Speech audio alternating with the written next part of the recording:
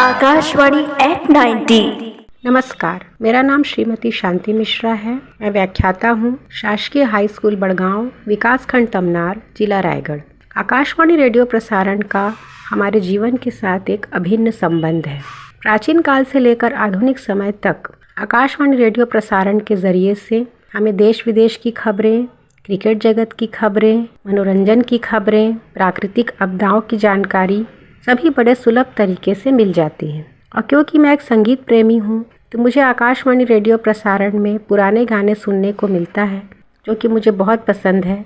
और इसके ज़रिए से हम अंतर कर पाते हैं कि हमारे प्राचीन संगीत में और आधुनिक संगीत में कितना अंतर है। तो आज आकाशवाणी रेडियो ने अपने 90 वर्ष पूर्ण कर लिए हैं, जिसके लिए मैं हार्दिक बधाई देना चाहती हूँ और बहुत गौरवान्वित भी महसूस कर रही हूँ। धन्यवाद।